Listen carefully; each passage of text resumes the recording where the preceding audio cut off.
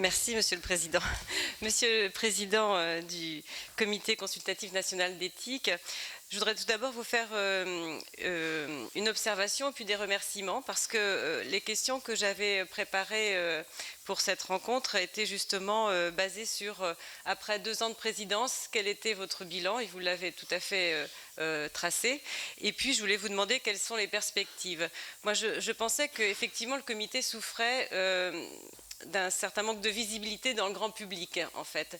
Et clairement, vous avez exprimé à travers vos propos le fait que vous vous étiez intéressé à des questions d'actualité, qui ont été d'ailleurs apportées par mon collègue, et que donc ça vous ouvrait des perspectives pour être mieux connu.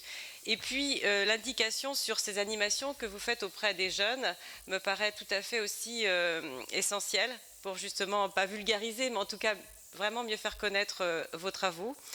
Et juste une petite question, parce que pendant l'examen du PLFSS, nous avons une question qui a été débattue au sein de notre commission, c'était par rapport au don du sang. Et il est question de médecine, il est question d'éthique. En fait, le don du sang doit-il être gratuit ? Quand on parle de don, on pourrait penser que oui. En même temps, on sait que dans d'autres pays, voilà, c'est quelque chose qui est rémunéré. Et puis, il y a ces produits de substitution au sang. Qu'est-ce que vous en pensez, vous qui avez cette vue nationale, voire internationale? Donc, merci de vos réponses. Bien, mais pour l'instant, nous vous écoutons, monsieur le professeur.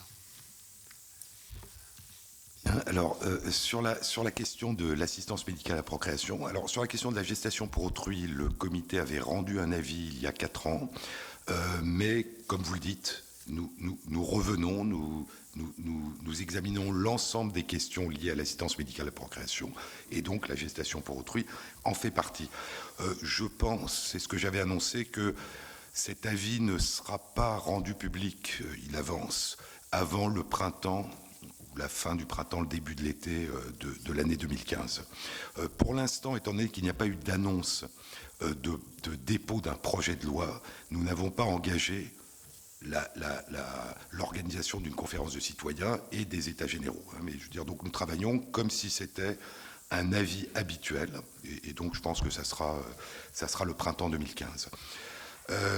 En ce qui concerne le don du sang, votre question sur le don du sang, alors je peux vous donner ma vision personnelle. Je pense que c'est un sujet que le comité va revoir pour le deuxième aspect de la question que vous posiez, qui sont les produits et leur libre circulation, y compris lorsqu'il s'agit de produits industriels vendus et commercialisés, avec la libre circulation à travers l'Europe. Donc je crois que c'est une question que le comité va peut-être prendre.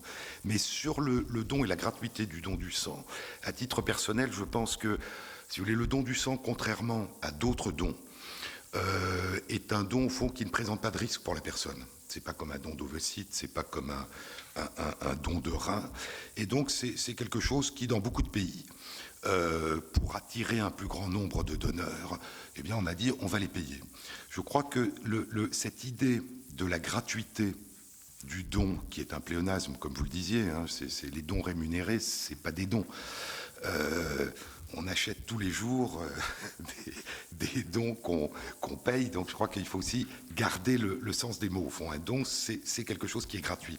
Et je crois que fonder notre système de santé sur la gratuité des produits biologiques qui sont mis à disposition de ceux qui souffrent a un aspect éthique important, qui est que si on paye pour du sang, mais c'est vrai pour tous les produits biologiques, eh bien la probabilité est grande que ce sont ceux qui sont les plus démunis, qui sont les plus pauvres, qui vont donner. Et je crois que baser un système de solidarité en matière de santé sur la contribution de ceux qui, d'une certaine façon, paradoxalement, en ont le plus besoin et y ont le moins accès, pour que d'autres puissent avoir accès, est quelque chose qui pose un problème éthique. Et donc pour moi, c'est pas tant, si vous voulez, le risque du don du sang. Il n'y a pas de risque. Quand on le fait raisonnablement, qu'on le paye, qu'on ne le paye pas, un prélèvement de sang, ça ne change rien. Mais je crois que ça fonde une approche de la santé publique qui, je crois, est particulière et qui, je crois, mérite considération et réflexion par rapport à d'autres pays. Et on voit que